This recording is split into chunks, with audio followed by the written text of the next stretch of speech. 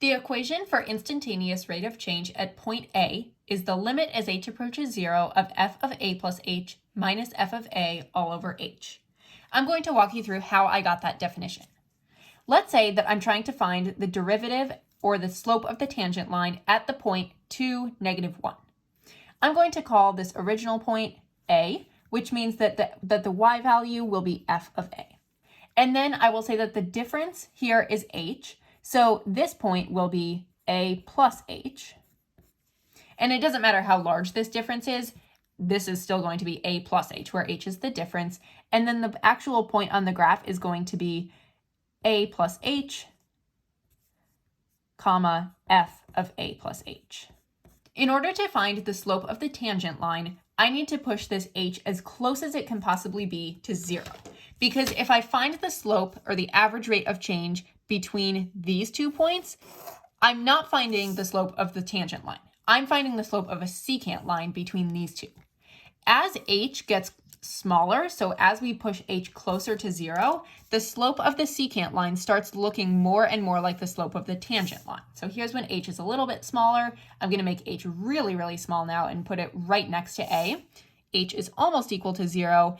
And you can see that the slope of that secant line is almost the slope of the tangent line at x equals a.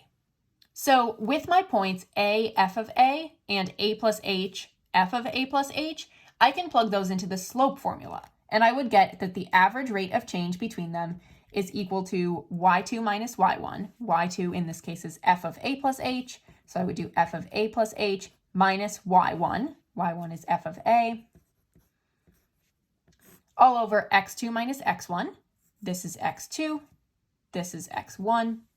So x2 is a plus h minus a. And that means that it simplifies into f of a plus h minus f of a all over h. And recall that I'm trying to push h as close as it can possibly be to 0, because when I shrink it down, that secant line becomes the tangent line. If h was actually equal to 0, then the slope of my secant line would be the slope of my tangent line. So I want to get it as close as it can be to 0, which means that I'm going to say the limit as h approaches 0 of this function is equal to the instantaneous rate of change. The instantaneous rate of change is the same thing as the slope of the tangent line, which we call the derivative. The derivative is the slope of the tangent line. That is a very important fact. So for this specific graph, we are asked what is the derivative of f of x, this is the graph of f of x, at x equals 2. In order to find the derivative, what we're going to do is bring down this definition that we found here for the instantaneous rate of change. So instantaneous rate of change, limit as h approaches 0 of f of a plus h minus f of a all over h. And when we see x equals 2, whenever you see an x value, that is what you are plugging in for a. A is equal to 2. So now I'm actually going to plug in 2 for a. Now I need to find what f of 2 plus h actually is. So I'm going to come up here, f of 2 plus h is equal to -1/4 times 2 plus h squared. That's what I'm going to write for this chunk. So this becomes limit as h approaches 0 of -1/4 times 2 plus h squared minus f of 2. If I plug in 2 to this function, I get -1/4 times 2 squared, -1/4 times 4, which is -1. So I have minus -1 up here, still all over h. So remember that when we're finding a limit, because our ultimate goal is to plug in 0 for h, when we're finding a limit, we always try to use direct substitution first. The issue here is that if I plug in 0 right now, I'm going to get something divided by 0, which is something that we can't do. So I'm going to have to keep simplifying until I can cross out a common h on the top and bottom, and I will no longer have an h in the denominator, at which point I will be able to use direct substitution. So time to FOIL this. And now I'm going to distribute the -1/4 to each term inside these parentheses. And at this point, I can do some simplifying. In my numerator, I have -1 and +1. Those are just going to cancel. And I'm left with the limit as h approaches 0 of negative h minus 1/4 h squared all over h. Now I'm seeing some common factors. I'm going to take out an h out of every term. And now this becomes limit as h approaches 0 of negative 1 minus 1/4 h all over 1, because I've crossed out the h here. And at this point, I can use direct substitution. I can substitute in 0 for h and see what I get. And I'm going to get negative 1 if I do that, because negative 1/4 times 0 is 0, and I have a negative 1 at the beginning. This means that the slope of the tangent line at x equals 2 of this parabola is negative 1. This is the same thing as saying f prime of 2. F prime is another way to express the derivative. If I want to say, go find the derivative of f of x at 2, I would say, what is f prime of 2? And in this case, we found that f prime of 2 is equal to negative 1. I'm going to confirm this by looking at my graph. I have a lot of lines going on here, so I'm actually going to erase some of them just so I can see my line a little bit better when I sketch out a line with a slope of negative 1. So if I'm starting here, I know that that point has to be on my line. And then if I sketch out that line, if this works, this line should be a tangent line at the point x equals 2. And it is the tangent line. I have a slope of negative 1, rise 1, run 1, and it is touching the graph at that point x equals 2. This means that f prime of 2 is negative 1. In some cases, I might want to find a more general equation that will give me the derivative at certain x values instead of plugging in a direct value, a, into the difference quotient to see what the derivative is at that specific point. So a is a specific value. A is 3 or 2 or negative 5. But maybe I'm going to cross this off and write x instead. So now instead of what I originally had, I now have limit as x approaches 0 of f of x plus h minus f of x over h. When we solve this out, this is going to produce an equation, not a number. That's what we call the derivative function. And we can call the derivative function f prime of x. Let's practice finding f prime of x, or the derivative function, for this equation. Our original function is f of x equals negative 1/4 x squared. First step is to write out the proper difference quotient. Now I'm going to find what f of x plus h is. F of x plus h is negative 1/4 open parentheses x plus h close parentheses squared. So that's what I'm going to write in place of this. And then for f of x, I'm just going to write what f of x is, which is negative 1/4 x squared.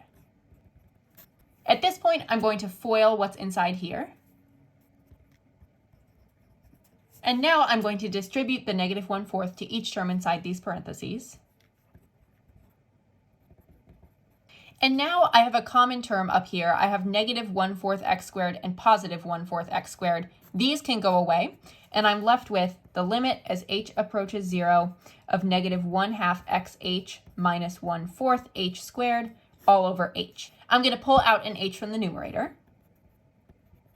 And now I can cancel an h on the top and the bottom. At this point, I can directly substitute in 0 for h because I've gotten rid of the h that was going to be a problem in the denominator. So it turns out that f prime of h is equal to negative 1/2 x. That's what I'm left with. This is not the slope of the tangent line at a specific point. This is an equation that will give us the slope of the tangent line at a specific point if we plug in a specific value.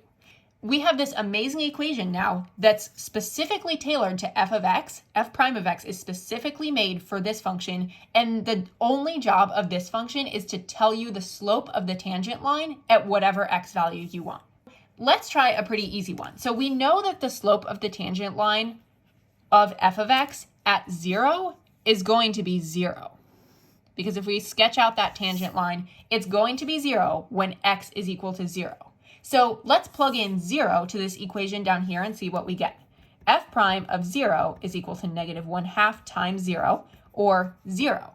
So if we didn't have the graph, that would be a super useful tool to determine what's the slope of the tangent line at x equals 0. The derivative function can be written in many ways.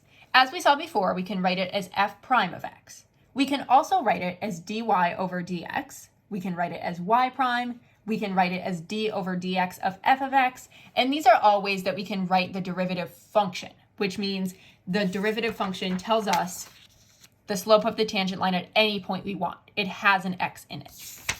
If we are trying to write the derivative at a point, remember the derivative is the slope of the tangent line. If we are trying to write the slope of the tangent line at a specific point, and the specific point is 6 in this case, we would write it as f prime of 6. We could write it as dy over dx at x equals 6, or we could write it as y prime of 6. These three are extremely, extremely important difference quotients that you really should memorize in order to be successful in AP Calculus. So if we are told to find the derivative function or to find f prime of x, we're going to use this difference quotient. If we are told to find the derivative at a point, we have two different ways that we can do that. We can use the one that includes a and h, or we can use the one that includes x and h. Remember that if we are given something like find f prime of 3, that means that we plug in 3 for a. If we are told to find the slope of the tangent line at x equals -2, we plug in -2 for a. And that works in both of these. So we are always plugging in the x value that we're given for a. F of x equals -2x squared plus 3. Find f prime of x. In order to find f prime of x, we're going to need to use the definition of a derivative function. So we'll need to use this top one. I'm first going to copy down the limit definition of the derivative function, which is this. And now I'm going to do all of the necessary plugging things in.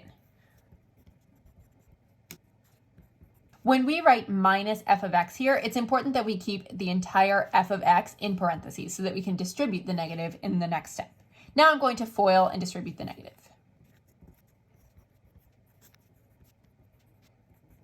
At this point, we should see a lot of things in the numerator that are going to cancel. We have -2x squared and positive 2x squared. We have positive 3 and negative 3. And the rest of the things all have an h in them. So I'm going to recopy it down and then factor an h out of the numerator. Now I can cancel an h from the top and bottom, and I'm left with the limit as h approaches 0 of -4x minus 2h. Plug in 0 for h, and I get that f prime of x is equal to -4x. This is a derivative function. You can plug in any value of x, and it will tell you the slope of the tangent line at the specific x value of f of x. For part B, it says find f prime of -1. One easy way that we could do this, now that we have our derivative function, is to plug in -1 into here. So we could say f prime of -1 is equal to -4 times -1, which is equal to 4. That's the slope of the tangent line at -1 for function f of x. However, what this asks us to do is to find f prime of -1 using the limit definition of the derivative at a point. These two are limit definitions of the derivative at a point. Remember, when we have f prime of a, that means a is a specific point and it's going to spit out a specific value instead of a function like it does up here. So I think I'm going to use the top limit definition of the derivative at a point. First I will copy it down. And now I will plug everything in.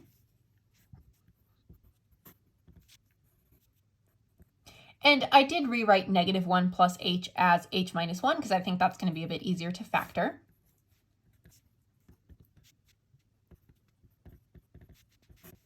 And now I have a lot of things in the numerator that can cancel. Now I can cancel an h from the top and bottom and then plug in 0 for h.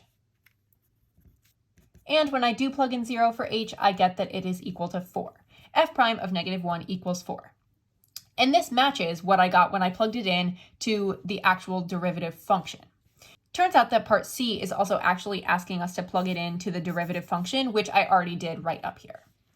So f prime of -1 is equal to 4 using the derivative function and when we use the limit definition of the derivative at a point.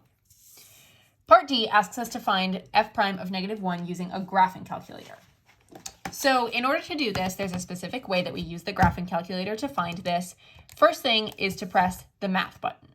Press math and then go down to math 8. This is showing us the derivative in the formula of d over dx. We saw that earlier in our list of different ways that we can write the derivative. So you always plug in dx down here.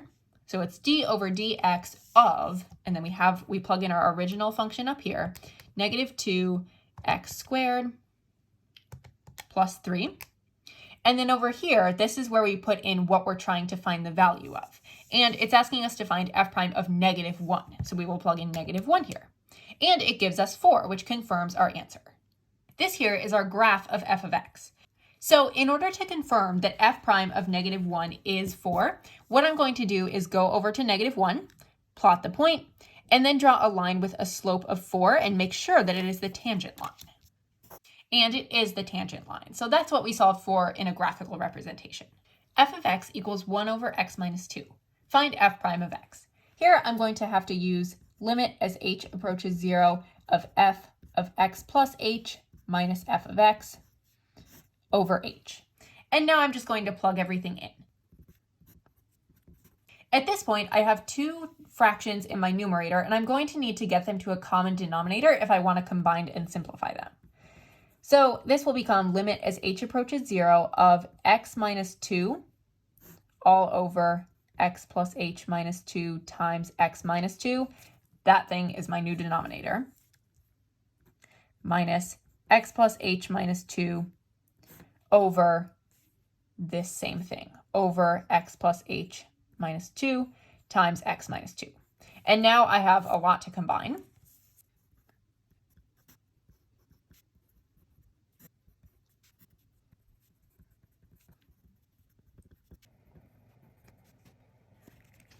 And at this point, I can actually plug in 0 for h. So then I will get negative 1 over x minus 2 times x minus 2. That means that f prime of x equals negative 1 over x minus 2 squared. I know that went kind of quickly, so if you want to pause for a moment and take a look at this, that is completely fine. Otherwise, we know that f prime of x equals negative 1 over x minus 2 squared. This is our function where we can plug in any x value and it will give us the slope of the tangent line at that specific point. So for part B, and we're actually going to ignore this middle one for now, we're just going to find the slope of the tangent line at x equals 4 and at x equals negative 3. So that is the same thing as saying f prime of 4. We have f prime of x up here. Let's just plug in 4. So we will have f prime of 4 equals negative 1 over 4 minus 2 squared, which is negative 1/4. For f prime of negative 3, we will have negative 1 over negative 5 squared, which is negative 1/25. For part C, find dy over dx at x equals negative 1. We can either use our graphing calculator or find f prime of negative 1, because this is the same thing as saying what is f prime of negative 1. I'm going to try using my graphing calculator. So I'm going to push math and then 8, and now I have d over dx. I'm going to have to put x in there, d over dx of what function? It wants to know what's the function I'm finding the derivative of. The function is 1 over x minus 2. And then it says at x equals what? Well, at x equals negative 1. And I get negative 0.11111, and that is the same thing as negative 1/9. So f prime of negative 1 is negative 1/9. Write an equation for the line tangent to this graph is f of x, at x equals 5. In order to find an equation for the line tangent to the graph, we're going to need the slope of the tangent line. The slope of the tangent line is also known as the derivative. So we're going to have to find f prime of 5.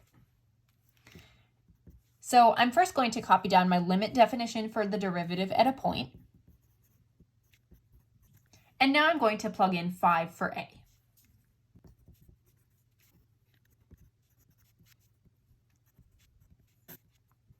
At this point, I'm going to multiply the numerator and denominator by the conjugate to get rid of the square roots in the numerator.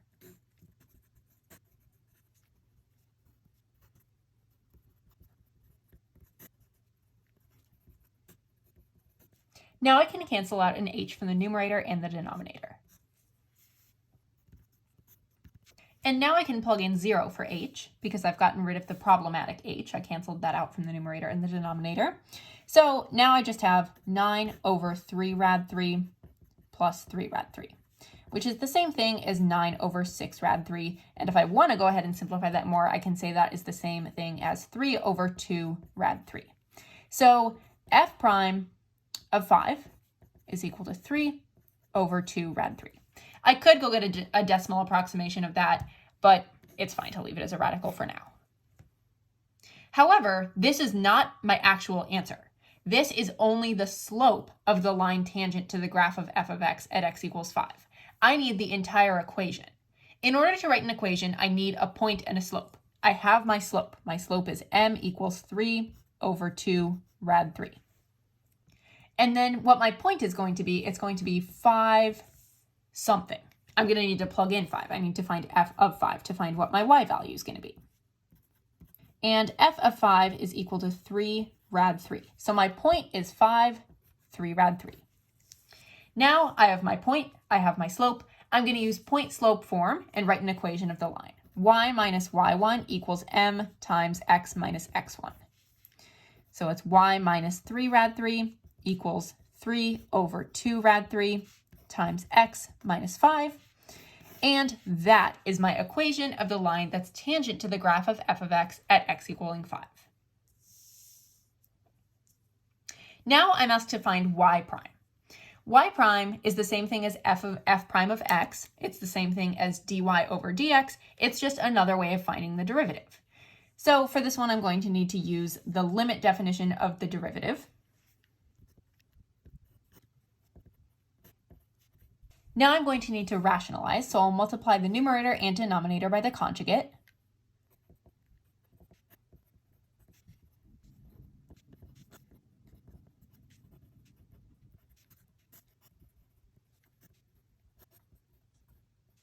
Now I can plug in 0 for h. And I get 2 over rad 2x minus 1 plus rad 2x minus 1, which is the same thing as 2 over 2 rad 2x minus 1, or 1 over rad 2x minus 1. So y prime is equal to 1 over rad 2x minus 1. This is my equation that allows me to plug in any x value, and it will give me the slope of the tangent line at that specific x value of my original function. I know this was a super long video, and I'm sorry about that, but in future videos, we will learn about faster ways to find derivatives. In fact, the majority of chapter 2 is just shortcuts for finding derivatives so that we don't have to go through this entire process every time we want to find the slope of a tangent line.